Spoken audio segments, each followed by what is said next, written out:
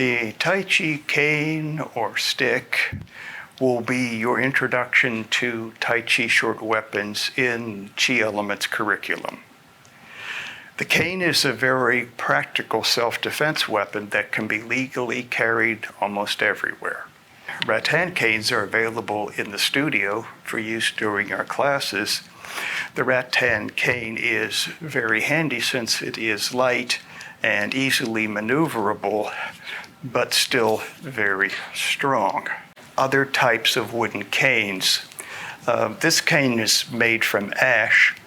It's strong, but it's a little heavier than the rattan cane.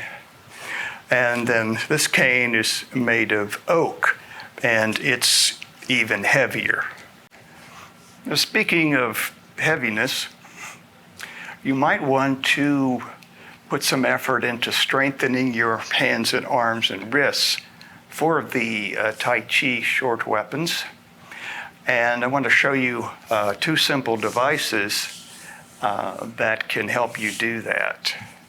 So this I call a windlass, and what you would do with this one is wind it up and down like so.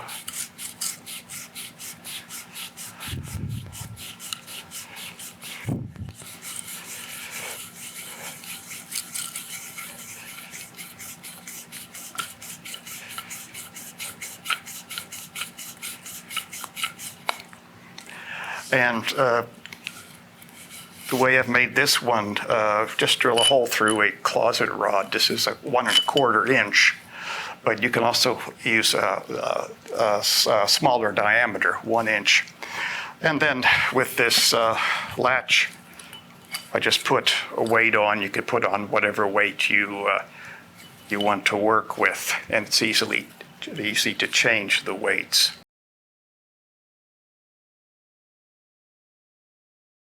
This I call a flail, and the way you would use the flail is to just drop it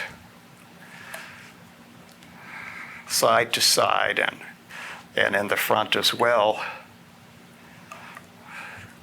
The same as with the windlass, I've got a latch here that allows easy changing of the weight. And of course, whatever you do with your right hand, you want to do with your left hand as well with the flail. And strengthening tools like this could also help you for any everyday task where you need arms and wrists, hands and fingers to be strong.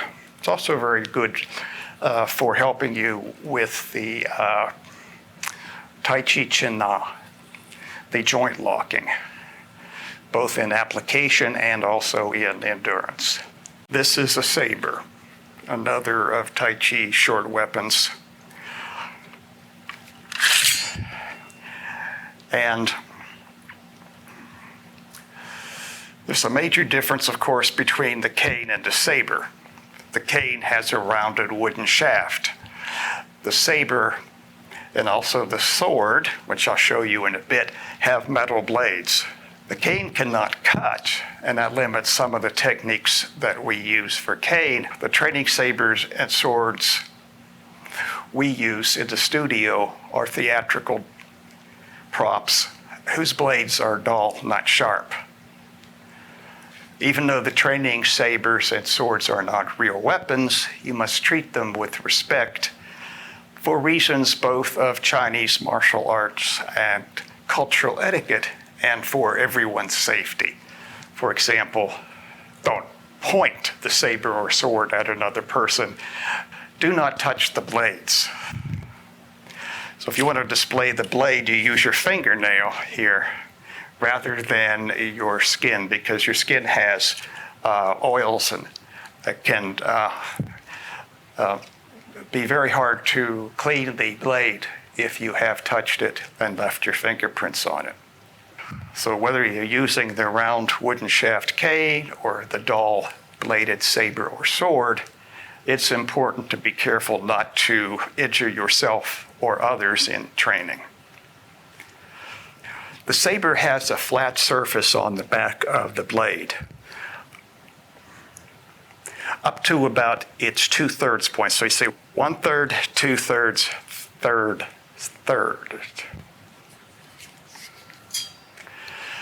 So this flat surface of the back of the saber blade allows you to block an opponent's weapon without risk of damaging the sharpened edge of the saber. The top third of the saber's blade on back as well as front is razor sharp, and it's used for slicing. The middle third of the front of the blade is moderately sharp. It's used for cutting or hacking. And the bottom third of the front of the blade is used for blocking. It's dull. You want to use the duller portions of the blade in order to spare the razor sharp portions from damage with blocking the opponent's weapon. The saber has a heavy ring on its handle. This ring can be used for handle attacks. The heavy ring can be used for what we call handle attacks. So they might look like this, or like this. The ring can be used to manipulate the shaft of the saber. If you stick 2 fingers through the ring, then you can move the saber like so. The flags attached to the ring are for distracting your opponent's vision. In addition to the blade and the handle and the ring, we've got here the guard, which protects your hand, but also this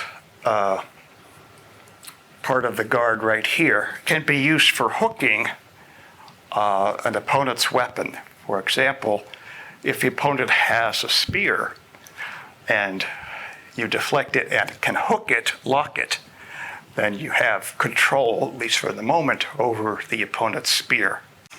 This is a sword. So Tai Chi sword, it just has a straight blade rather than a curved blade. Now, unlike the saber, the sword has an edge on both sides of the blade, all the way down to the hilt. Like the saber, the top third of the blade is razor sharp. The middle third is medium sharp, and the bottom third is dull. It's used for blocking the opponent's weapon, again, in order to protect the more delicate, sharp parts of the blade. Like the saber ring, this device called the pommel can be used for striking. So you can strike with the pommel, and then often you'll see hooked to the end of the pommel tassels that are also used, like the saber flags, for distracting the opponent's attention.